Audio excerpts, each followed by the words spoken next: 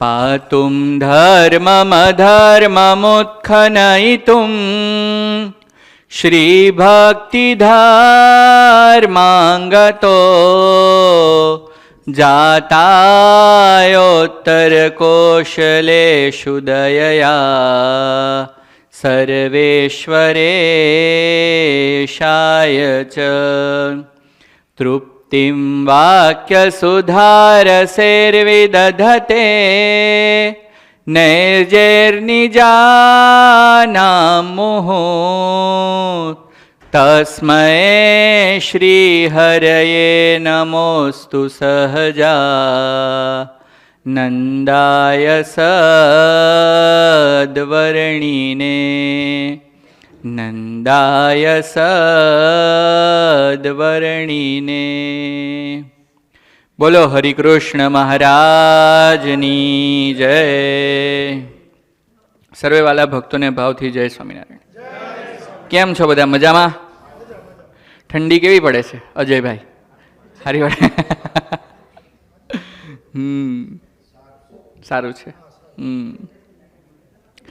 આજે થઈ ગઈ 22 નવેમ્બર 2025 સેટરડે છે. વિક્રમ સંવત 2082 માક્ષર સુદ બીજ છે આજે. અને 2 દિવસ પછી રાજેશભાઈ સોમવારે વચનામૃતની 206મી જયંતિ છે. તો આ શનિવાર અને આવતો શનિવાર આપણે વચનામૃત જયંતિ મનાવીએ. બરાબર? આજે કથા પૂરી થાય પછી આપણે વચનામૃતનું પૂજન કરીએ અને વચનામૃતની આરતી કરીએ અને આપણે બધા ભેગા થઈને 2-3 વચનામૃત વાંચીએ તો આખા વચનામૃત ગ્રંથનો 262 વચનામૃતોનો પાઠ થઈ જાય. એવી બધી સરસ વ્યવસ્થા આપણા હીરક ભગતે કરી છે. તો આજે આપણે એનો લાભ લઈએ. રાઈટ? તો આજની કથામાં આપણે ઘનશ્યામ મહારાજના ચરિત્રો લેવા નથી. આજે સીધું વચનામૃત લઈએ. સ્વામિનારાયણ હરે, સ્વામિનારાયણ હરે. વચનામૃત લોયાનું 3, મહાત્મ્ય જ્ઞાને સહિત નિશ્ચયવાળાનું. ભગવાન સ્વામિનારાયણ આજના વચનામૃતમાં જે ભક્તોને ભગવાનનું મહાત્મ્ય જ્ઞાન હોય અને ભગવાનનો નિશ્ચય હોય એ કેવા હોય અને એના કેવા લક્ષણ હોય એ બધું આપણને આજે સમજાવવાના છે. તો શું કહે છે મહારાજ? આપણે બધા ખૂબ ધ્યાનથી સાંભળીએ, વાતો ઓછી કરીએ અને કથામાં ધ્યાન આપીએ. સ્વામિનારાયણ હરે, સ્વામિનારાયણ હરે. વિક્રમ સંવત 1877 કાર્તિક વદી 13ને દિવસ શ્રીજી મહારાજ ગામ શ્રી લોયા મધ્યે સુરા ખાચરના દરબારમાં રાત્રિને સમયે ઢોલિયા ઉપર વિરાજમાન હતા ને ધોળી છીંટની ડગલી પહેરી હતી તથા રૂનો ભરેલો ધોળો સુરવાળ પહેર્યો હતો ને મસ્તક ઉપર ધોળો ફેટો બાંધ્યો હતો તથા ધોળી પછેડી ઓઢી હતી અને પોતાના મુખારવિંદની આગળ મુનિ તથા દેશ દેશના હરિભક્તની સભા ભરાઈને બેઠી હતી. લોયા ગામ કોનું? સુરા ખાચરનું. તો સુરા ખાચરના દરબારમાં મહારાજ બેઠા છે અને એમની સામે બધા હરિભક્તો અને સંતોની સભા ભરાઈને બેઠી છે. આવી અદ્ભુત દિવ્ય સભામાં તે સમયને વિશે શ્રીજી મહારાજને ભગવદાનંદ સ્વામી તથા શિવાનંદ સ્વામીએ પ્રશ્ન પૂછ્યો. સુરા ખાચરના દરબારમાં શ્રીજી મહારાજને 2 સંતો ભેગા મળીને પ્રશ્ન પૂછે છે. ભગવાન તથા સંત તેનો જેને મહાત્મ્ય જ્ઞાને સહિત નિશ્ચય હોય તેના શા લક્ષણ છે? કોણે પૂછ્યું? શિવાનંદ સ્વામી અને ભગવદાનંદ સ્વામી. કે જે વ્યક્તિ, આપણે બધા એમ જ માનીએ કે હું તો ભગવાનનો ભક્ત છું. શું? ભગવાનનો ભક્ત છું. પણ ગીતામાં 4 પ્રકારના ભક્તનું વર્ણન છે. બરાબર? અર્થાર્થી, જિજ્ઞાસુ, જ્ઞાની અને બોલો આર્ત. બરાબર? 4 પ્રકારના ભક્તોનું વર્ણન છે. તો બધા જ ભગવાનના ભક્ત હોય પણ એમાં પાછી કેટેગરી હોય. તો અહીંયા શિવાનંદ સ્વામી અને ભગવદાનંદ સ્વામી પૂછે છે કે જે ભગવાનના ભક્તને મહાત્મ્ય જ્ઞાને સહિત ભગવાનનો નિશ્ચય હોય તેના કેવા લક્ષણ હોય? તો મહારાજ એના લક્ષણો સમજાવતા સાક્ષાત પુરુષોત્તમ નારાયણ સંતો ભક્તોની હાજરીમાં આનો જવાબ આપી રહ્યા છે. પછી શ્રીજી મહારાજ બોલ્યા છે, જેને ભગવાનનો અને સંતનો મહાત્મ્ય જ્ઞાને સહિત નિશ્ચય હોય, તેથી ભગવાનને અર્થે ને સંતને અર્થે શું ન થાય? શું વાત કરી કે જે વ્યક્તિને ભગવાનનો અને સંતનો મહાત્મ્ય જ્ઞાને સહિત નિશ્ચય હોય તે વ્યક્તિથી ભગવાન માટે અને સંતને માટે શું ન થાય? આવો પ્રશ્ન પૂછ્યો. શું એનો મતલબ કે એનાથી ભગવાન અને સંતની માટે બધું જ થાય. બધું જ થાય એટલે કેવું કેવું? એને અર્થે કુટુંબનો ત્યાગ કરે, લોકલાજનો ત્યાગ કરે, રાજ્યનો ત્યાગ કરે, સર્વે સુખનો ત્યાગ કરે, ધનનો ત્યાગ કરે, સ્ત્રીનો ત્યાગ કરે, અને સ્ત્રી હોય તે પુરુષનો ત્યાગ કરે. આવું જે કરી શકે ભગવાન માટે અને ભગવાનના સંત માટે, ભગવાનના વચને અને ભગવાનના સંતના વચને, તો એને ભગવાનનો મહાત્મ્ય સહિત જ્ઞાને નિશ્ચય થયો કહેવાય. બરાબર? અને આમાં જેટલો ફેર પડે એટલો નિશ્ચય ઓછો, કાચો. એમ કહીને પછી આ સર્વે હરિભક્તની વાર્તાઓ એકબીજા કેડે કરી. સૌ પ્રથમ મહારાજે ગામ ડડુસરના રાજપૂત ગલુજીની વાત કરી. ગલુજીની વાત કોને કોને ખબર છે? ચાલો, ના ખબર હોય તો કહી દઉં. ડડુસર ગામ ખેડા જિલ્લાના મહુધા તાલુકામાં આવ્યું. મહુધા તાલુકો તો ઘણા બધા સાંભળ્યો હશે, ખેડા જિલ્લાનો. ત્યાં ગામ છે ડડુસર. ત્યાં એક મહાન ભક્ત ડડુસર ગામમાં ગલુજી નામના હતા. એક વખત મહારાજનો કાગળ મળતા ગલુજી તરત જ બધી જ પોતાની ઘરવખરી ગાડામાં ભરીને વડતાલ જતા રહ્યા. વડતાલથી ડડુસર 15-20 કિલોમીટર થતું હોય તો. અને મહારાજ એ વખતે વડતાલમાં વિરાજમાન હતા. અને મહારાજે કાગળ લખીને ગલુજીને કીધું કે તમારા ઘરમાં જેટલી કંઈ ઘરવખરી હોય એ બધું જ લઈને તમે તાત્કાલિક વડતાલ આવી જાઓ. તો આપણા જેવાને કોઈક એમ કે ભાઈ અહીંયાથી વડતાલ ધામ, ન્યૂ જર્સી બધા આવી જાઓ ને તમે, અને ઘરમાં જેટલી બધી વસ્તુ હોય ને બધી પેક કરીને લઈ આવજો. આપણે શું કરીએ? મગજ દોડાવીએ. શું કરીએ? મગજ દોડાવીએ. અને એમ કહીએ કોકને કે હવે વડતાલ ધામ તો અહીંયા જ છે, ન્યૂ જર્સી, 2 કલાક જતા થાય ને 2 કલાક આવતા, રાત્રે ઘેર આવીને સૂઈ જઈશું, શું ફેર પડે છે? બરાબર? પણ ગલુજી એવું ના વિચાર્યું. એને એવું વિચાર્યું કે ભગવાન કંઈ મૂરખ છે, તેણે એવું કીધું હશે કે ઘરમાં જેટલી ઘર વખરી હોય બધું પેક કરીને લઈને આવી જાઓ. એને ભગવાનના વચનમાં વિશ્વાસ. તો મહારાજે જે પ્રમાણે જેવું કીધું હતું એવું બધું લઈને પહોંચી ગયા વડતાલ. અને પછી તે જ રાત્રે જૂની અદાવતને કારણે ગરાસિયાઓએ તેમને મારી નાખવા માટે એમના ઘરે લૂંટ કરી. અને બધા નક્કી કરીને જ આવ્યા હતા કે આજે ગલુજી હાથમાં આવે તો પતાવી દેવા છે. અને ભગવાને આવી રીતે પહેલેથી જ પત્ર લખીને એમને બોલાવી લીધા હતા, બધી વસ્તુઓ લઈને બોલાવી લીધા હતા. આવી રીતે ભગવાને એમની રક્ષા કરી.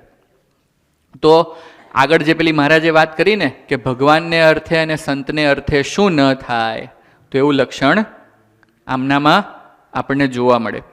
પછી એકવાર મહારાજ ડડુસર ગામમાં પધરામણીએ ગયા હતા બધા સંતો ભક્તોને લઈને. અને તે જ સમયમાં ગલુજીના માતુશ્રી એ ધામમાં ગયા.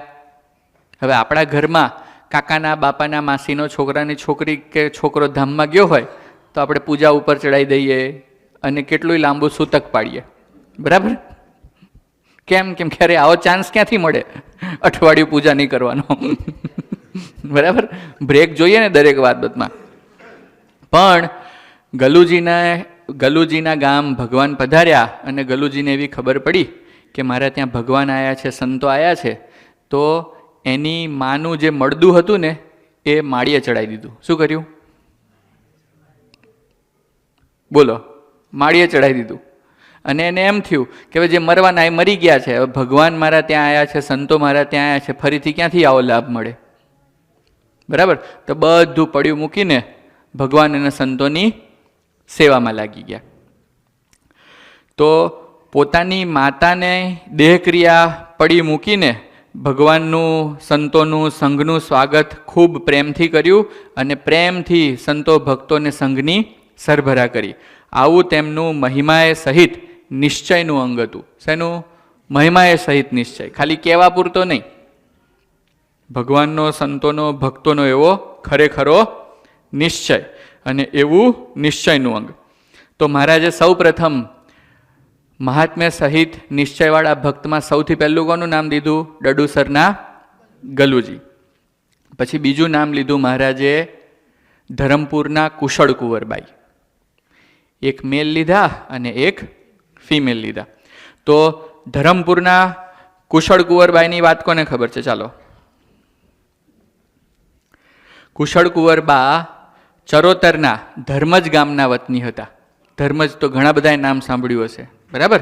ત્યાંના વતની હતા અને નાનપણથી જ ભક્તિભાવનાવાળા હતા. ખૂબ ભક્તિભાવ એમને. તેમના લગ્ન ધર્મપુરના રાજા સાથે કરાવવામાં આવેલા હતા. પરંતુ રાજા ધામમાં જતા રાજ્યની જવાબદારી તેઓ વહન કરતા છતાં બહુધા કથા વાર્તા સાંભળતા. કેટલા ગામડા હશે ધરમપુરના? આશરે કોઈ આંકડો લગાડશે કે ધરમપુર રાજ્ય હોય એને આમ આશરે એમાં કેટલા ગામડાઓ કવર કરતા હશે આખા ધરમપુરમાં? કેટલા? 25-30. સરસ. પછી 100. પછી 500 ગામડા હતા. કેટલા? આપણે ખાલી કિચન સંભાળવાનું હોય ને તો એમ બાનું કાઢીએ. આજે કથાનો સમય મને ના મળ્યો, કિચન સંભાળવાનું હતું. શું? 500 ગામડાનું રાજ્ય આ બાઈ માણસ સંભાળતા હતા. કેટલા? 500 ગામડાનું રાજ્ય. ધરમપુર એસ્ટેટ કહેવાતું એ વખતે, અંગ્રેજોના જમાનામાં. હા, બસ એ જ ધરમપુર. તો 500 ગામડાનું રાજ્ય સંભાળતા એમના પતિ ધામમાં જતા રહ્યા હતા, તો એ કથા વાર્તા ક્યારે ચૂકે નહીં. અને નાનપણથી રૂકમણીજીના આખ્યાન એમણે બહુ સાંભળ્યા હતા. તો પ્રગટ ભગવાનને મળવાનું ખૂબ એમને તાન લાગ્યું હતું. શું? રૂકમણીજીનું આખ્યાન સાંભળ્યું, કૃષ્ણ ભગવાન એમને તેડવા ગયા હતા ને, તો આમને પણ એવું નાનપણથી તાન લાગી ગયું હતું કે મારે પણ પ્રગટ ભગવાનને મળવું છે. સ્વામિનારાયણ સંપ્રદાયના પરમ ચૈતન્યાનંદ સ્વામીની વાતોથી એમને મહારાજ ઓળખાયા.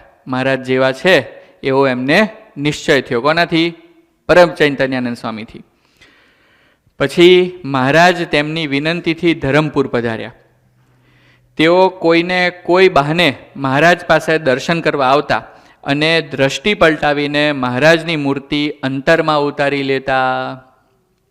આપણે મંદિરે દર્શન કરવા જઈએ તો મંદિરે આમાં જઈએ, મહારાજના દર્શન કરીએ, દંડવટ કરીએ, પ્રદક્ષિણા કરીએ, અને પછી આપણે જમવા ગયા હોઈએ અને કોઈક આપણને પૂછે કે મહારાજના દર્શન કર્યા? હા હા, સૌથી પહેલાં આવીને મેં શું કર્યું? મહારાજના દર્શન કર્યા, પછી મેં દંડવટ કર્યા, પ્રદક્ષિણા કરી. પછી કોઈક આપણને પૂછે કે મહારાજે કેવા વસ્ત્ર ધારણ કર્યા હતા? એ સારું વિચારવું પડશે. હો મહારાજે કાનમાં બુટ્ટી પહેરી હતી, એ કેવા કલરની હતી? મકરાકાર હતી કે મયુરાકાર હતી? બરાબર, મકરાકાર એટલે માછલીવાળી હતી કે મોરવાળી હતી? મહારાજે હાથમાં કડા કેવા ધારણ કર્યા હતા? કયા કલરનો હાર હતો? હે, તો આપણે ભૂલી જ ગયા હોઈએ. બરાબર. પણ કુશળ કુંવરબાનું અંગ કેવું હતું કે મહારાજ ધરમપુર પધાર્યા તો વારે વારે કાંઈકનું કાંઈક બાનું કાઢે અને મહારાજની સાથે પહોંચી જાય અને મહારાજને નીરખીને જોવે, અને જે દર્શન કર્યા હોય એ મૂર્તિ અંતરમાં ઉતારે અને પછી આખો દિવસ યાદ કર્યા કરે. એમ કરીને જીવમાં મૂર્તિ ઉતારી દીધી. એવું કુશળ કુંવરબાને અદ્ભુત દર્શન કરવાનું અંગ હતું. મહારાજે ઘણા ચરિત્રોમાં અને વચનામૃતમાં એમને આ જે મૂર્તિ અંતરમાં ઉતારવાની કળા હતી એને મહારાજે ખૂબ વખાણી છે અને બધા ભક્તોને કીધું છે કે તમે પણ જ્યારે ભગવાનના દર્શન કરો ત્યારે આવી રીતે દર્શન કરવા. પછી મૂર્તિ અંતરમાં ઉતારી લેતા અને કુશળ કુંવરબાએ સૌ સંતો ભક્તો માટે રાજ્યના ભંડાર ખુલ્લા મૂકેલા અને રોજ નવી નવી રસોઈ કરાવીને સૌને જમાડતા. જ્યારે મહારાજ ત્યાં પહોંચ્યા ને ત્યારે મહારાજે તેમને કાપડ પર ચરણારવિંદની છાપ આપેલી. છેલ્લે જ્યારે મહારાજ વિદાય લઈ રહ્યા હતા ત્યારે પોતાનું 500 ગામનું રાજ્ય મહારાજના ચરણે ધરી દીધું. શું કરી દીધું? ચરણે ધરી દીધું. પણ મહારાજે લેવાની ના પાડી. મહારાજની વિદાયના 15મા દિવસે ધામમાં જતા રહ્યા. મહારાજ જ્યારે ધરમપુર છોડીને જતા હતા ત્યારે મહારાજને એમણે એવું કીધું કે મહારાજ તમે જતા રહેશો પછી હું જીવી શકીશ નહીં. અને ખરેખર એવું થયું. મહારાજે ધરમપુર છોડ્યું ને 15મે દિવસે કુશળ કુંવરબા ધામમાં. કેવો પ્રેમ હશે ભગવાનમાં. માત્ર એક વખત મહારાજનો યોગ થયેલો અને તેમાં મહારાજની મૂર્તિ અંતરમાં ઉતારી લીધી હતી. આવી મહાત્મ્ય જ્ઞાને નિશ્ચયવાળા કુશળ કુંવરબા હતા. પછી ત્રીજા મહારાજ કોનું નામ લેશે? બોલો ચાલો. પર્વતભાઈનું. પર્વતભાઈને તો ઓળખો છો ને તમે બધા? જુનાગઢના કેશોદ તાલુકામાં આવેલું અગતરાય ગામ, એના કણબી હરિભક્ત પર્વતભાઈ રામાનંદ સ્વામીના આશ્રિત હતા. કોના? રામાનંદ સ્વામીના. રામાનંદ સ્વામી એટલે ભગવાન સ્વામિનારાયણના ગુરુ. પણ જે દિવસથી એમને શ્રી હરિના દર્શન થયા એ જ દિવસથી એમને મગજમાં એવી ગાંઠ પડી ગઈ હતી કે આ જે સ્વામિનારાયણ અમને મળ્યા એ જ સર્વોપરી ભગવાન છે. આશ્રિત કોના હતા? રામાનંદ સ્વામીના. પણ જ્યાં સુધી ભગવાનના દર્શન નહોતા થયા, ભગવાનને નહોતા જોયા, નહોતા જાણ્યા, ત્યાં સુધી રામાનંદ સ્વામીનો આશરો હતો. પણ મહારાજને જોયા ત્યારથી મહારાજ સર્વોપરી ભગવાન છે એવી અંતરમાં ગાંઠ પડી ગઈ. શ્રીહરિ ઘણીવાર કાઠી હરિભક્તોને કહેતા, સોરઠ દેશમાં પર્વતભાઈ જેવા હરિભક્ત કોઈ નહીં. મહારાજની પ્રત્યક્ષ ભાવની માનસી કરતા. જ્યારે પર્વતભાઈ ખેતરમાં ખેતી કરતા હોય અને ખેતી કરતાં કરતાં હળ હાંકતા હાંકતા પગમાં ઠેબુ આવી જાય ને તો હાથમાં ભગવાનને માનસીમાં દહીં ધરાવતા હોય અથવા કંઈક જમવાનું ધરાવતા હોય ને પડી જાય. બોલો, આપણે બધાએ માનસી તો કરીએ જ છીએ. કોઈ દિવસ કંઈ પડ્યું? ગુલાબજાંબુ કે સમોસું કે એવું કંઈ પડ્યું? ના પડ્યું. પણ પર્વતભાઈને કેવો ભગવાનમાં ભાવ હશે કે પર્વતભાઈ માનસી કરતા હોય ત્યારે પ્રત્યક્ષ મહારાજ જમવા આવે અને ભગવાનની મૂર્તિમાં એકમેક થઈ જાય. સંતો ખટરસના વર્તમાન પાડે તો તેઓ પણ પોતે સંતોની સાથે વર્તમાન પાડતા. આવી સંતો પ્રત્યેની આત્મબુદ્ધિ હતી. કોને? પર્વતભાઈને. મહારાજે અનેક પ્રકરણો ફેરવ્યા સંતો માટે. તો મહારાજ સંતો માટે કંઈક પ્રકરણ ફેરવે અને પર્વતભાઈને ખબર પડે એટલે પર્વતભાઈને એમ કે મારા સંતો ખટરસના નિયમ પાડે, ખાટું ન ખાય, ગળ્યું ન ખાય, ચીકણું ન ખાય, તો મારાથી કઈ રીતે ખવાય? તો એ પણ નિયમ પાડે. એને કોઈ નિયમ આપ્યું ના હોય પણ પાડે. એવી એમને સંતો પ્રત્યે આત્મબુદ્ધિ હતી.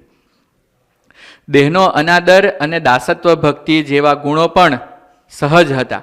મહારાજે તેમને પોતાના સ્વરૂપમાં 24 અવતારોના દર્શન કરાવ્યા હતા. એ તો આપણને ખબર જ છે. એકવાર શ્રીહરિએ મુક્તાનંદ સ્વામી અને બ્રહ્માનંદ સ્વામીને કહ્યું હતું કે અમારા ખરેખરા સત્સંગીતો પર્વતભાઈ અને ગોરધનભાઈ છે, જે પોતાના આત્માને અક્ષરરૂપ માનીને ત્રણેય અવસ્થામાં અમને નિરંતર દેખે છે. શું? સ્વપ્ન, જાગ્રત અને સુષુપ્તિ ત્રણેય અવસ્થામાં ભગવાનને નિરંતર દેખતા. એવી એમને અખંડ વૃત્તિ હતી. રાઈટ? તો આ પર્વતભાઈનો પરિચય આપ્યો.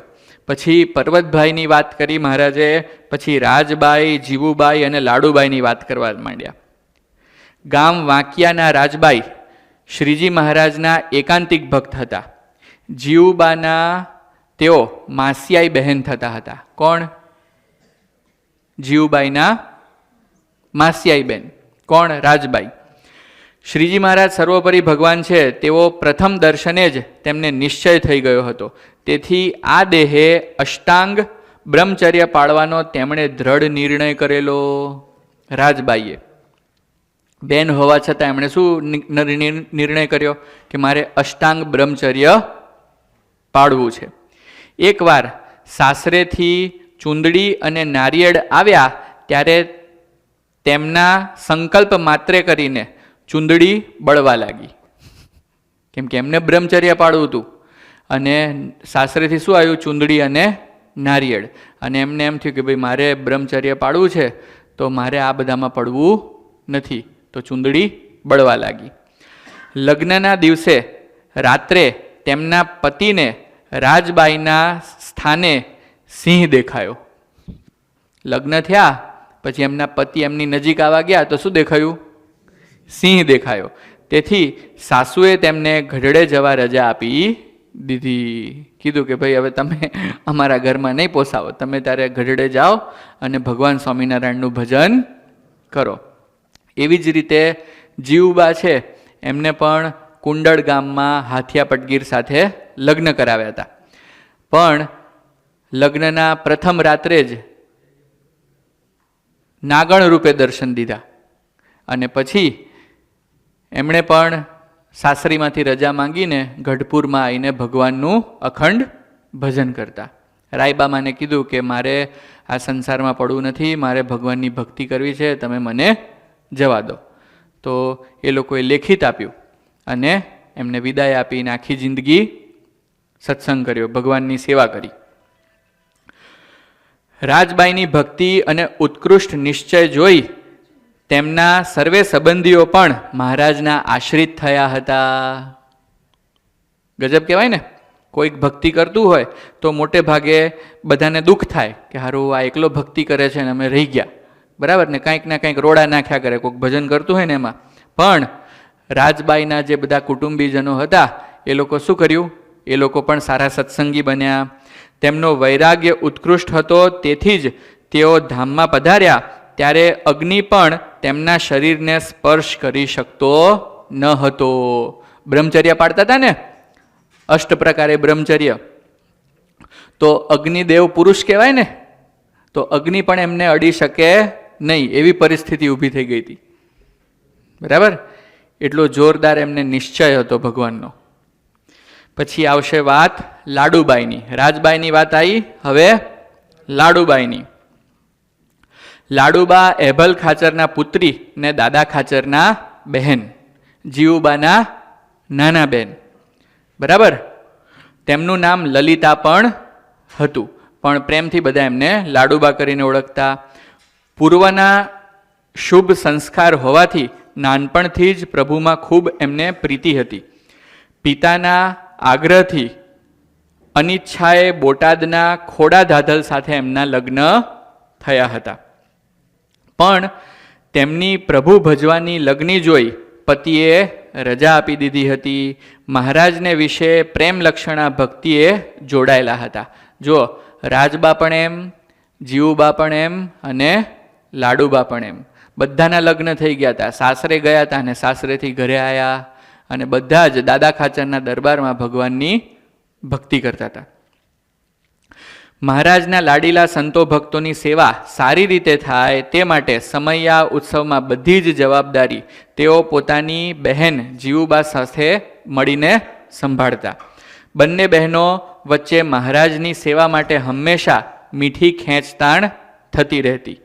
મહારાજનું અખંડ સ્મરણ, સેવા અને નિષ્કામ ધર્મની દ્રઢતા તેમના વિશેષ અંગ હતા. આખો દિવસ મહારાજની સેવા કરવાની, ભગવાનનું સ્મરણ કરવાનું, કીર્તન ગાવાના અને નિષ્કામ ધર્મ પાળવાનો.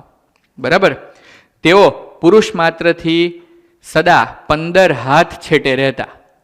1 હાથ એટલે 1 ફૂટ થાય, 15 ફૂટ સમજવાનું, 15 ફૂટ દૂર રહે. મહારાજ ધામમાં પધાર્યા પછી પણ તેઓને ગોપીનાથજીની મૂર્તિમાં રહી રોજ દર્શન આપતા. મહારાજ ધામમાં જતા રહે પછી આ બહેનોને એમ થાય ને કે હવે મારે શું કરવાનું, કોની ભક્તિ કરવાની. રોજ શ્રીજી મહારાજ સાક્ષાત એમના હાથનો થાળ જમે, બરાબર. પણ હવે કોણ, તો જેટલી વાર ગોપીનાથજીના મંદિરમાં જાય અને ગોપીનાથજીના દર્શન કરે ત્યારે એમાં એમને શ્રીજી મહારાજના દર્શન થતા. આવી ભગવાને બધા પોતાના વાલા ભક્તો ઉપર કૃપા કરી હતી. હવે વાત આવી જીવુબાની. ગઢપુરના દરબાર એભલ ખાચરના પુત્રી અને દાદા ખાચરની મોટી બહેન એટલે જીવુબા. મહારાજે કીધું હતું કે અમે ધામમાંથી અનાદિમુક્તોને લઈને આવ્યા છીએ. એ અનાદિમુક્તોના જેટલા નામ મહારાજે ગણાયા હતા એમાં એક નામ જીવુબાનું હતું. એક નામ બાઈઓમાં કોનું નામ? જીવુબાનું.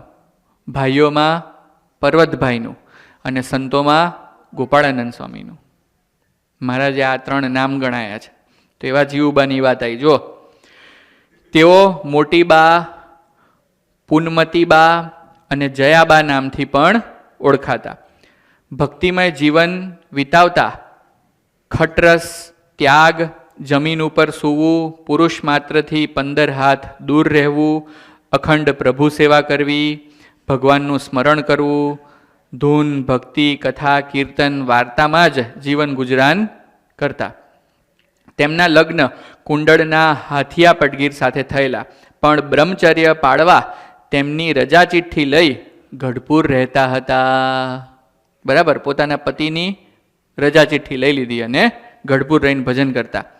પોતે નિરાવરણ દ્રષ્ટિવાળા હતા અને અખંડ મહારાજના દર્શન કરતા. જીવુબા, લાડુબા અને દાદા ખાચરની ભક્તિને વશ થઈ મહારાજે દાદા ખાચરના દરબારને જ પોતાનું ઘર માન્યું હતું. પોતાનું સર્વસ્વ તેમણે મહારાજ અને સંતો ભક્તો માટે આપી દીધું હતું. જીવુબાના ઉપદેશથી લાડુદાન ને સંસાર અસાર લાગ્યો અને દીક્ષા લઈ બ્રહ્માનંદ સ્વામી બની ગયા. કોણ? લાડુદાન. એ મહારાજનું પરીક્ષણ કરવા આવ્યા હતા.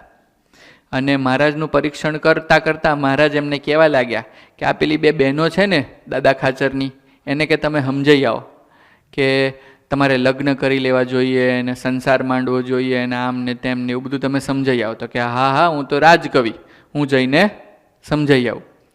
તો લાડુદાન આ બંને બહેનો પાસે ગયા અને બહેનોનો ઉપદેશ સાંભળીને એ સાધુ બની ગયા. બરાબર, ઊંધી ફૂંક લાગી ગઈ. પછી રાજબાઈની, જીવુબાની, લાડુબાની વાત આવી ગઈ. હવે મોટા રામબાઈની વાત કરે છે મહારાજ. રામબાઈ રાજકોટ જિલ્લાના જેતપુર ગામના જીવા જોશીના દીકરી હતા. તેમનું મૂળ નામ કડવીબાઈ હતું. તેમનો પતિ આસુરી બુદ્ધિવાળો હતો અને અત્યંત ત્રાસ આપતો. તેમના ધણીએ એકવાર ગુસ્સામાં તેમને મા બહેન કહેલું. બરાબર, ગુસ્સો આવ્યો હશે અને પોતાના પત્નીને શું કહી દીધું? મા બેન કહી દીધું. તરત જ તેમણે બલોયા એટલે મોટી મોટી બંગડીઓ જેવું કંઈક આવે એ ભાંગી નાખ્યું અને માથેથી કેશ ઉતરાવી દીધા અને ધણીનું સ્નાન કરી લીધું. ધણી મરી જાય એટલે એના નામનું સ્નાન કરે ને, એ તરત જ ઇન્સ્ટન્ટ આ બધી વિધિ કરી નાખી. અને નાતીલા બ્રાહ્મણો તેમને મારવા તૈયાર થયા, પણ ઉન્નડ ખાચરે કડવીબાઈનો પક્ષ રાખીને તેમની રક્ષા કરી. મહારાજે તેમનું નામ રામબાઈ રાખ્યું હતું. જીવુબા ભેળા ગઢપુરમાં જ રહી ભજન કરતા અને હજારો બાઈઓને સત્સંગ કરાવતા. ગઢપુરમાં જેટલા પણ બહેનો આવે સંગ લઈને અથવા મહારાજના દર્શને, તો એમને બધાને સત્સંગ કરાવવાની સેવા કોની હતી? રામબાઈની. બરાબર. પછી આ મોટા રામબાઈ અને પછી મહારાજ નામ લે છે કઠલાલના રામબાઈ. કઠલાલ ગામ છે ને, ત્યાં એક બીજા રામબાઈ હતા. ગુજરાતમાં ખેડા જિલ્લામાં આવેલું છે કઠલાલ ગામ. ત્યાં રામબાઈ એક બ્રાહ્મણ હરિભક્ત હતા. આખા ગામમાં તેઓ એક જ સત્સંગી હોવા છતાં શ્રીજી મહારાજ પ્રત્યે અનન્ય નિષ્ઠા હતી. એકવાર શ્રીજી મહારાજ વડતાલ જતા હતા અને રસ્તામાં કઠલાલથી પસાર થયા. ત્યારે રામબાઈએ મહારાજને પાણીના ઘડામાં પગ બોળવા કહ્યું. મહારાજ ત્યાંથી પસાર થતા હતા તો મહારાજને કહે, મહારાજ તમે અમારા ગામે આવ્યા છો તો અમારો પાણીનો ઘડો છે, આમાં તમારો પગ બોળો. તો મહારાજ પૂછવા લાગે, ભાઈ પાણીના ઘડામાં પગ બોળાઈને શું કામ છે? તો કે આ તમારા ચરણનું પ્રસાદીનું જળ અમે પીશું અને ગામમાં જે કૂવો છે એ કૂવામાં જળ નાખીશું. તો મહારાજ કે એનાથી શું ફાયદો થશે?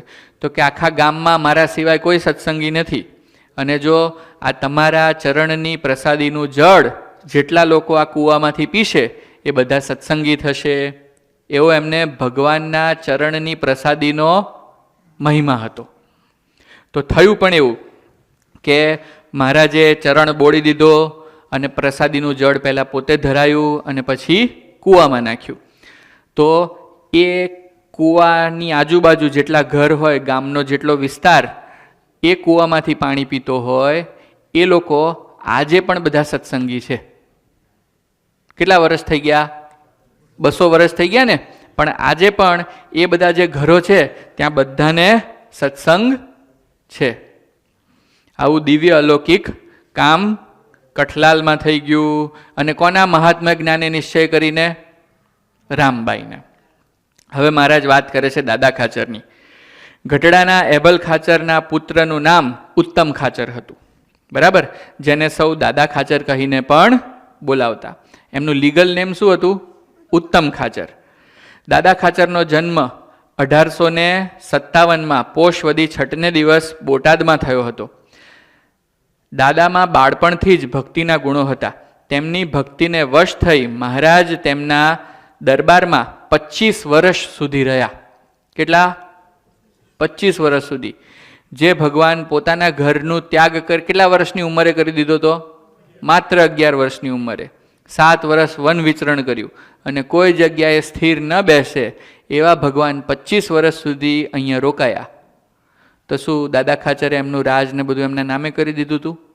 કે ત્યાં શું સયાજીરાવ ગાયકવાડ જેવા મોટા મહેલ હતા?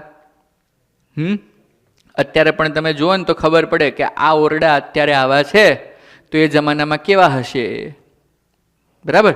કહેવાય રાજા, પણ બધું 200 વર્ષ પહેલાં તો હાવ બધું નળિયા ને બધું છાણથી લીપેલું ને એવું બધું જ હોય. તો ભગવાન 25 વર્ષ પોતાનું ઘર માનીને ત્યાં રહ્યા તો કંઈક તો વિશેષતા હોય ને આ વ્યક્તિઓમાં. શું શું વિશેષતા હશે? ભક્તિ, ભગવાન પ્રત્યેનો પ્રેમ અને ભક્તિ, ભગવાન પ્રત્યેનું સમર્પણ.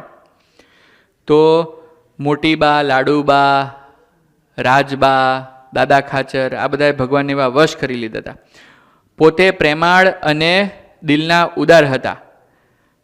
જાણે પૂર્વની ઓળખાણ હોય તેમ મહારાજના ખૂબ પ્રેમી અને પ્રીતિએ યુક્ત મહારાજનો એમને સ્વરૂપનો નિશ્ચય હતો. મહારાજના સ્વરૂપનો પ્રેમ અને પ્રીતિએ યુક્ત ભગવાનનો નિશ્ચય હતો. તેઓ મહારાજનો પડેલો બોલ ઝીલતા. એકવાર એ હજામત કરાવતા હતા. શું કરાવતા હતા? હજામત એટલે શેવિંગ કરાવતા હતા. અને કોકે આઈને કીધું, અડધું થયું હતું ને કોકે આઈને કીધું કે મહારાજ બોલાવે છે, તો શેવિંગ અડધું મૂકીને ચાલ્યા, દોડ્યા. બરાબર? પછી એકવાર મહારાજે કીધું કે આ માટલું છે તો માટલાનું મોઢું તો કેવું હોય? નાનું હોય ને. એની અંદર આવડું મોટું કોળું નાખવાનું મહારાજે કીધું. તો મહેનત કરવા માંડ્યા નાખવા માટે. બધા હસે. તો મહારાજ પૂછે કે દાદા ખાચર તમને ખબર ના પડે કે આમાં જાય નહીં? તો એણે શું કીધું હશે? મહારાજે કીધું એટલે જાય જ. આપણને ના આવડે એ બીજા નંબરની વાત છે, પણ મહારાજે કીધું એમ થાય જ. એને કંઈ શરમ ના આવી કે ગામ ધણી થઈને હું દરબાર છું ને આવી રીતે આવડા નાના મોઢાની અંદર આવડું મોટું કોળું નાખીશ તો બધા મારી ઉપર હસશે. જોયું ઉપર વાત આવી હતી ને કે ભગવાન અને સંતને અર્થે લોકલાજનો ત્યાગ કરે છે. તો એવી વાત છે. તેમાં પોતાના દેહની અને ધનની કે કુટુંબની ફિકર રાખતા નહીં. તેમણે પોતાનો આખો દરબાર મંદિર માટે મહારાજને અર્પણ કરી દીધો હતો. મહારાજે તેમનો અતિશય ભાવ જોઈ ગઢપુરમાં મંદિર કરેલું પોતાના છેલ્લા દિવસોમાં. બરાબર? તેઓ પોતાના દેશકાળ સાધારણ હોવા છતાં પણ મહારાજ ગઢપુરમાં અખંડ રહે તેમ જ ઈચ્છતા. જ્યાં ભગવાન રહેતા હોય ત્યાં વારે વારે હરિભક્તો અને સંતો દર્શન કરવા આવે. 500 તો સંતો હતા. કેટલા? હવે દાદા ખાચરના ઘરના સભ્ય 4 અને મહેમાન કેટલા? 500. તો રોજ એ લોકોને ખવડાવવાનું નહીં? હે રાજેશભાઈ, અમે તમારે ઘેર આવીને રહેતા હોઈએ તો અમને ખવડાવવું કોને પડે? તો પછી તો એવી રીતે 25 વર્ષ સુધી મહારાજ અને સંતોને રાખ્યા. બરાબર? અને કોઈ દિવસ ક્યાંય કોઈ પ્રકારનો ઝઘડો થયો હોય, મહારાજનો સંતોનો અભાવ આવી ગયો હોય, મહારાજનો ના આવે, ચાલો આપણે સમજીએ કે ભગવાન છે. 500 સંતો કે બધા એમને પંપાડ જ કરતા હોય? હે કે છોલતા હોય? હે? તોય કોઈ વખતે કોઈ સંતો ભક્તોનો અભાવ નહીં. ચાલો સંતો ભક્તોમાં અભાવ ના આવે તો બરાબર, પણ જે સંતો ભક્તો બીજા ગામથી આવતા હોય એ શું બધા ચાલતા જ આવતા હોય કે ઘોડું લઈને આવતા હોય કે કોઈક બળદ લઈને આવતા હોય કે કંઈક ગાડું લઈને આવતા હોય? તો ઘોડાને કંઈક નીરવાનું હોય, બળદને નીરવાનું હોય, બધું ક્યાંથી જાય? દાદા ખાચરના ત્યાંથી જાય. પેટ્રોલ પણ દાદા ખાચરે પુરાઈ દેવાનું, બરાબર? તોય જરાય અભાવ અવગુણ ન લે. આવી જેને ભક્તિ હોય ત્યાં પુરુષોત્તમ 25-25 વર્ષ સુધી રહે. પોતાની માતા ભેગાય નતા રહ્યા 25 વર્ષ. ગજબ કહેવાય ને. પોતાને ત્યાં મોટા મોટા ઉત્સવ થાય ને સંતો ભક્તો આવે, તેમાં ઘણી આર્થિક ભીંસ પડતી છતાં તેમણે મહારાજને ક્યારેય છોડ્યા નહીં. તેઓ નિસંતાન હોવાથી તેમના પત્ની કુંવરબાઈની વિનંતીથી મહારાજે તેમને આગ્રહ કરીને ફરીવાર ભટવદરના જસુબા સાથે પરણાવ્યા હતા. તેમની જાનમાં મહારાજ સ્વયં તેમના સારથી બન્યા હતા.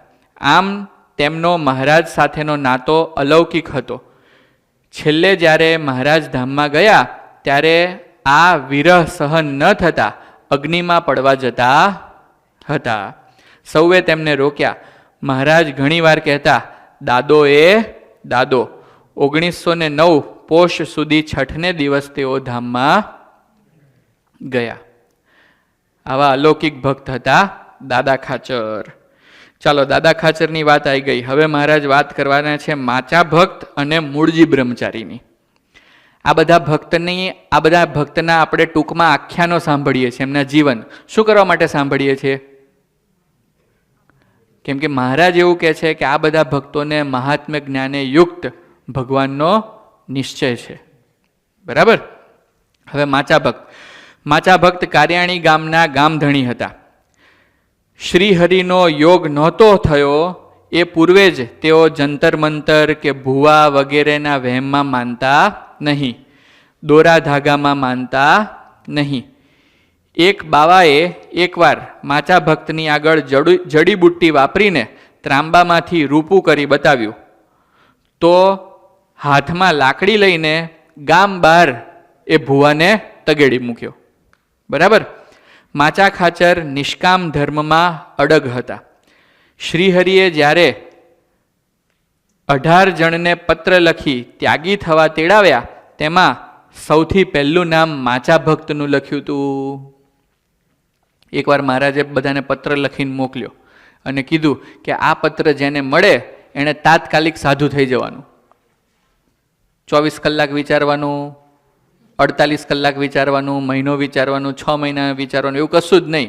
જેવો પત્ર આવ્યો અને આપણી આંખમાં વંચાયું કે હા આપણું નામ લખેલું છે એટલે તરત સાધુ થઈ જવાનું.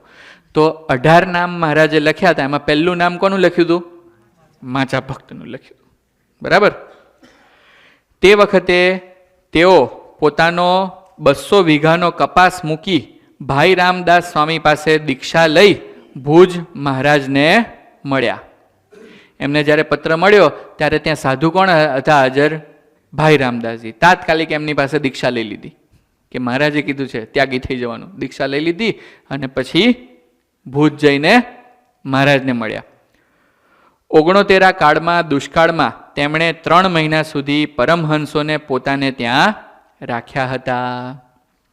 આપણા ત્યાં રિસેશન આવે અને કોઈક સંતો કહે કે ફલાણા ભગત અમે તમારા ત્યાં આવીએ છીએ. ઓહો સ્વામી, હમણાં તો છે ને શું ચાલે છે, પેલું બધી જોબ બધા બંધ કરી દે, એને શું કહેવાય? લે ઓફ. નહીં, લે ઓફ નહીં, પેલું હમણાં થોડા દિવસ ચાલ્યું હતું ને, શટડાઉન ચાલ્યું હતું, બરાબર? અત્યારે સ્વામી શટડાઉન ચાલે છે, હમણાં ના આવતા. શટડાઉન ખુલી જાય ને પછી આવજો, બરાબર? માચા ભક્તે કેટલા મહિના રાખ્યા? 3 મહિના પરમહંસોને પોતાના ત્યાં રાખ્યા. તેને ચિંતા નહીં હોય કે આ બધા સંતો મારું ખાઈ જશે તો મારા બૈરા છોકરાને હું ખવડાવીશ. હે? પાછળથી શ્રીહરિ પાસે ત્યાગીની દીક્ષા લઈ અચિંત્યાનંદ સ્વામી તરીકે સ્વરૂપાનંદ સ્વામીના મંડળમાં રહી ગામડે ગામડે ફરી સત્સંગ કરાવતા. માચા ભક્ત પાછળથી શું થઈ ગયા? અચિંત્યાનંદ સ્વામી બની ગયા. શું? અચિંત્યાનંદ સ્વામી. શ્રીહરિએ અમદાવાદમાં કાંકરિયાના વનમાં તેમના નિષ્કામી વર્તમાનની પ્રશંસા કરેલી. હવે મહારાજ વાત કરશે મૂળજી બ્રહ્મચારીની. મૂળજી બ્રહ્મચારીનું બીજું નામ હતું મુકુંદ બ્રહ્મચારી. મૂળજી બ્રહ્મચારીનું પૂર્વાશ્રમનું નામ જગન્નાથ હતું. તેઓ અમદાવાદ જિલ્લાના સાણંદ પાસે મછિયાવ ગામમાં ઔદિત્ય બ્રાહ્મણ કુળમાં વિક્રમ સંવત 1822 જન્મ્યા હતા. મહારાજ ક્યારે જન્મ્યા હતા? 1837. અને આ મુકુંદ બ્રહ્મચારી ક્યારે જન્મ્યા હતા? 1822. નાનપણથી જ ભક્તિ અને વૈરાગ્ય યુક્ત હતા. ઘરે લગ્નની વાત ચાલી ત્યારે સ્પષ્ટ ના પાડી અને ઘરનો ત્યાગ કરી ફરતા ફરતા રામાનંદ સ્વામી પાસે લોજમાં આવી દીક્ષા લીધી અને મુકુંદાનંદ વર્ણી નામે સાધુ બન્યા. લોકો તેમને મૂળજી બ્રહ્મચારી તરીકે પણ ઓળખતા. મહારાજ ગાદી પર આવ્યા ત્યારે તેઓને પોતાની અંગત સેવામાં રાખ્યા. મહારાજ જ્યારે ગાદીએ બિરાજમાન થયા એની પહેલાં એ કોની સેવા કરતા હતા? રામાનંદ સ્વામીની. અને જેવા મહારાજે ગાદી સ્વીકારી તરત એમને પોતાની સેવામાં રાખી લીધા. નૈષ્ટિક વ્રતધારી આ બ્રહ્મચારી મહારાજની દાંતણથી માંડીને સાંજે પોઢાડવા સુધીની તમામ સેવા કરતા. આપણે કોઈ પણ મહારાજનું ચરિત્ર જોઈએ, મહારાજ જમતા હોય તો જમાડવાવાળા મુકુંદ બ્રહ્મચારી હોય, મહારાજ સૂતા હોય તો પગ દાબવાવાળા મુકુંદ બ્રહ્મચારી હોય, મહારાજ ઉઠે એની પહેલાં મહારાજનું દાંતણ વગેરે તૈયાર કરી દે, રૂમાલ વગેરે, ધોતિયા, આ તે બધું વસ્ત્રો. પછી મહારાજ માટે A to Z બધી જ સેવા કોણ કરે? મૂળજી બ્રહ્મચારી, મુકુંદ બ્રહ્મચારી. એકવાર મહારાજે વગર વાંકે તેમને વિમુખ કરી કાઢી મૂક્યા હતા. શું કર્યું હતું? કોઈ વાંક નહોતો અને શું કર્યું? વિમુખ કર્યા અને કાઢી મૂક્યા. અને કીધું કે તમારે પગમાં જોડા પણ પહેરવાના નહીં, ગળ્યું ચીકણું પણ ખાવાનું નહીં, આવા નિયમ આપી દીધા. માનો કોઈ વ્યક્તિને ભગવાન વિમુખ કરી દે અને પછી નિયમ આપે તો પેલો ભાઈ નિયમ પાળે ખરો? પહેલો જ એને સવાલ એમ થાય કે હવે તમે જ મને વિમુખ કર્યો છે, હવે પાછા નિયમ શું આપો છો? એવો વિચાર ના આવે? હે, તમારે મને તમારી ભેગો રાખવો હોય અને તમે નિયમ આપવાનું પાડું એ બરાબર છે. આ તો શું કર્યું? પહેલાં તો વિમુખ કર્યા અને પછી પાછા મહારાજે નિયમ આપ્યા. શું નિયમ આપ્યા હતા? પગમાં કાંઈ પહેરવાનું નહીં અને ગળ્યું ચીકણું ખાવાનું નહીં. છતાં એમણે કોઈ પણ પરિસ્થિતિમાં મહારાજનો અભાવ લીધો નહીં. પછી પાછા સત્સંગમાં લીધા ત્યારે તરત જ ભગવાનની સેવામાં જોડાઈ ગયા. મોઢું બગાડીને બેસી ના ગયા. મારી સેવા તમને આટલી જ બધી ગમતી હતી તો મને વિમુખ કેમ કર્યો હતો? હે, બોલો બોલો, મારો વાંક હતો? પેલો પ્રસંગ પડે એમાં મારો વાંક હતો? એવી કોઈ માથાકૂટ કરી નહીં. તરત ભગવાનની સેવામાં લાગી ગયા. તેઓ અતિ નિષ્કામી હોવાથી મહારાજે તેમના હાથની જ રસોઈ જમવાનું ગમતું હતું. ખૂબ નિષ્કામી હતા એટલે મહારાજને એમ કે ભાઈ આના જ હાથનું મારે જમવું છે. મહારાજના અનેક મનુષ્ય ચરિત્રમાં દિવ્ય ભાવ રાખી પડછાયાની જેમ મહારાજની સેવા કરતા. હવે મહારાજ આ પૃથ્વી ઉપર મનુષ્ય દેહ ધારણ કરીને આવ્યા હતા, બરાબર? તો જેમ આપણે બધા જીવતા હોઈએ ને એમ જ મહારાજ જીવે. એ કંઈ મહારાજની મૂર્તિમાંથી 24 કલાક તેજ નીકળ્યા ના કરે. ખબર પડી? તો એ સવારથી સાંજ સુધી ભગવાન જોડે રહેવાનું, ભગવાન ગમે તેટલો ગુસ્સો કરે સહન કરવાનું, વિમુખ કરીને કાઢી મૂકે તો જતું રહેવાનું, બરાબર? ભગવાન જાગે એની પહેલાં જાગી જવાનું, સૂવે પછી સૂવાનું, અડધી રાત્રે ભગવાન ખાવા માંગે તો ખાવા બનાવી દેવાનું. અને ભૂલ કોકે કરી હોય અને ભગવાન બધો ગુસ્સો ક્યાં ઉતારે? મૂળજી બ્રહ્મચારી ઉપર. એ બધું સહન કરવાનું, તોય ક્યારેય દિવ્ય ભાવ તૂટવા ન દેવો. આને મહાત્મ્ય જ્ઞાને યુક્ત નિશ્ચય કહેવાય. એકવાર ખબર પડી ગઈ કે મને મળ્યા એ પુરુષોત્તમ નારાયણ ભગવાન સ્વામિનારાયણ છે, પછી એ ગમે તેવી લીલા કરે, ગમે તેવું આપણું અપમાન કરે, ગમતું કરે ન કરે, બરાબર, તોય એમાં એવો ને એવો પ્રેમ રાખવો. એવા દિવ્ય અલૌકિક કોણ હતા? મૂળજી બ્રહ્મચારી. વિક્રમ સંવત 1904 ભાદરવા માસમાં ગઢડામાં તેઓ અક્ષરવાસી થયા હતા. હવે વાત આવશે લાધીબાઈની. ભુજના કાયસ્થ જ્ઞાતિના લાધીબાઈ રામાનંદ સ્વામીના શિષ્ય હતા. જો જેટલા બધા આવે છે ને બધા કોના શિષ્ય છે? રામાનંદ સ્વામીએ બધાને શિષ્ય કરાયા હતા. અને મહારાજ તો બહુ નાના હતા જ્યારે એમને ગાદીએ બેસાડ્યા ને ત્યારે, બરાબર, તોય બધા એમને ભગવાન માનતા હતા. રઘુનાથજીની મૂર્તિમાં શ્રીજી મહારાજના દર્શન થવાથી તેમને મહારાજને વિશે ભગવાનપણાનો નિશ્ચય થયેલો. કોને? ભુજના લાધીબાઈને. એકવાર સમાધિમાં અક્ષરધામમાં દિવ્ય સિંહાસન ઉપર બિરાજમાન શ્રીજી મહારાજના દર્શનથી તેમને મહારાજ સર્વાવતારી છે તેવો નિશ્ચય થયો હતો. સૌ પ્રથમ ક્યાં નિશ્ચય થયો? રઘુનાથજીની મૂર્તિમાં કોના દર્શન થયા? શ્રીજી મહારાજના. પછી એકવાર ક્યાં દર્શન થયા? ભગવાને સમાધિ કરાવી અને સમાધિમાં ભગવાન દિવ્ય સિંહાસન ઉપર બિરાજમાન છે એવા દર્શન થયા અને એમને એવો નિશ્ચય થઈ ગયો કે સ્વામિનારાયણ ભગવાને સર્વાવતારી છે. ઓકે. પછી તેમણે નિર્ણય કરેલો કે મહારાજ જે કહે તેમ જ મારે કરવું. વિધવા હોવા છતાં મહારાજની આજ્ઞાથી એકવાર તેઓ સુવાસિનીની જેવો વેશ કાઢી રસ્તા ઉપર નીકળ્યા હતા. એકવાર એમને ખબર પડી ગઈ કે આ ભગવાન સર્વાવતારી છે, સર્વોપરી છે, અને પછી એમણે એવો નિર્ણય કીધો કે ભગવાન જેમ કે એમ મારે જીવવું. વિધવા થઈ ગયા હતા.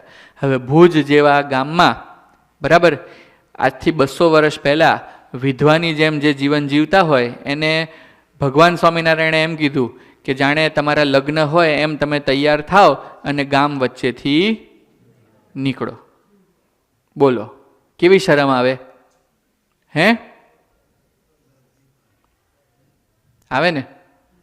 ભયંકર શરમ આવે. તો પણ મહારાજને એમણે સર્વોપરી જાણ્યા હતા એટલે ભગવાન અને સંતને અર્થે શું ન થાય એવું એમણે કરી બતાવ્યું. તો જ્યારે એવી રીતે નીકળ્યા તો આખા ગામમાંથી ચાલતા ચાલતા જાય તો લોકો પૂછવા લાગ્યા કે ઓ લાધીબાઈ કોનું ઘર માંડ્યું? બરાબર. તો લાધીબાઈ શું કે ખબર છે? પુરુષોત્તમનું ઘર માંડ્યું. બરાબર. તો આવો મહાત્મ્ય જ્ઞાને યુક્ત લાધીબાઈને ભગવાનનો નિશ્ચય હતો. આવા દિવ્ય અલૌકિક નિષ્ઠાવાળા હતા. મહારાજની આજ્ઞાથી લાધીબાઈ અને માતાજી એટલે જમકુબા એ બંને ભેગા મળીને ભજન કરતા હતા. તો આ લાધીબાઈની વાત આવી ગઈ. હવે આવશે જમકુબાઈની વાત. જમકુબાઈનું નામ મહારાજે પાડ્યું હતું માતાજી. માતાજીનો જન્મ ભાલ પ્રદેશના ધંધુકા પાસે વાગડ ગામમાં ક્ષત્રિય જ્ઞાતિમાં રાજવી કુટુંબમાં થયેલો. તેમનું નામ જનકબા હતું, પણ નાનપણથી ઝાંઝર પહેરીને કીર્તનમાં તેઓ નાચતા. આથી તેમનું નામ જમકુબા પડેલું. તેમના પિતાનું નામ ખોડુભા અને માતાનું નામ વ્રજકુંવરબા હતું. તેમના લગ્ન ઉદયપુરના રાણા સાથે થયેલા હતા. તેમણે અમદાવાદના એક બ્રાહ્મણ પાસેથી સ્વામિનારાયણ ભગવાનની વાત સાંભળી હતી. આથી દર્શનની ઈચ્છા થઈ, પણ રાણો દુષ્ટ હોવાથી મહેલમાં કેદ કરી દીધા. કોને? જમકુબાને રાણાએ કેદ કરી દીધા. પછી મહારાજે દર્શન દઈ ઉપાય બતાવ્યો અને માર્ગમાં ઘણા કષ્ટો વેઠી કાર્યાણી આવ્યા. અહીં મહારાજના દર્શન કર્યા અને મહારાજનો સર્વોપરી નિશ્ચય થયો. આથી ત્યાં જ રોકાઈ ગયા. પછી મહારાજે ગઢડા જીવુબા લાડુબા પાસે રહેવાની આજ્ઞા કરી અને ત્યાં જ રાખ્યા. પોતે રાજરાણી હોવા છતાં નાની મોટી બધી જ સેવા ખૂબ હોંશથી કરતા. પછી મહારાજે સાંખ્યોગી બનાવી માતાજી નામ આપ્યું ને ભુજમાં લાધીબા સાથે રહેવાની આજ્ઞા કરી. ત્યાં જ પછી આખી જિંદગી રહીને ભજન કરતા. હવે કોની વાત આવશે? બોલો. મુક્તાનંદ સ્વામી. શ્રીજી મહારાજના અનન્ય પરમહંસ મુક્તાનંદ સ્વામીનો જન્મ વિક્રમ સંવત 1814 પોષ વદી 7 દિવસ અમરેલીમાં આનંદરાય ને રાધાદેવી થકી થયો હતો. તેઓનું બાળપણનું નામ મુકુંદદાસ હતું. ભગવાનમાં અનુરાગવાળા મુકુંદદાસે ગીતા, ભાગવત જેવા શતશાસ્ત્રોનો અભ્યાસ તરુણ અવસ્થામાં જ કરી નાખ્યો હતો. કાવ્ય કીર્તન અને સંગીતમાં વિશેષ તેઓને રુચિ હતી. પૂર્વના સંસ્કારથી બ્રહ્મચર્ય વ્રત પાલન માટે ગુરુને શોધતા હતા, પણ ગુરુ ન મળ્યા જે એમને બ્રહ્મચર્ય દ્રઢ કરાવી શકે. તેથી એમણે એવો નિર્ણય લીધો કે મારે હવે દેહ ત્યાગ કરી દેવો છે અને મરી જવું છે. જ્યારે એ મરવા ગયા ત્યારે આકાશવાણી થઈ અને એવું કહેવામાં આવ્યું કે રામાનંદ સ્વામી પાસે જાઓ અને લોજમાં જઈને એમની પાસે રહો, એ તમને બ્રહ્મચર્ય વ્રત દ્રઢ કરાવશે. તો રામાનંદ સ્વામી પાસે ગયા અને લોજમાં રહીને રામાનંદ સ્વામીએ જેમ જીવન જીવવાનું કીધું તેમ જીવ્યા. પછી રામાનંદ સ્વામી એમને દીક્ષા આપીને નામ મુક્તાનંદ સ્વામી પાડ્યું. શ્રીજી મહારાજ વર્ણી વેશે લોજ આવ્યા ત્યારે તેમની સાધુતા અને નમ્રતા જોઈને મહારાજ ત્યાં રોકાઈ ગયા. મુક્તાનંદ સ્વામી મહારાજથી કેટલા વર્ષ મોટા હતા? 23 વર્ષ મોટા. કેટલા? કોઈ 23 વર્ષના ભાઈ હોય અને 1 વર્ષના છોકરાને એને ગુરુ માનવાના થાય તો માની શકાય? ના માની શકાય. અઘરું પડી જાય. શું? અઘરું પડી જાય. પણ મુક્તાનંદ સ્વામી સત્સંગમાં જૂના, રામાનંદ સ્વામીના ખૂબ વાલા શિષ્ય અને સાધુતાના સર્વે ગુણે સંપન્ન, તોય 21 વર્ષના સહજાનંદ સ્વામીને રામાનંદ સ્વામીએ ગાદીએ બેસાડ્યા તો તરત એમનો સ્વીકાર કરી લીધો. આવો મહાત્મ્ય જ્ઞાને યુક્ત એમને ભગવાનનો નિશ્ચય હતો. છતાં શ્રીજી મહારાજ પ્રત્યે અત્યંત દાસત્વ ભક્તિ અને દિવ્ય ભાવની દ્રઢતાવાળા હતા.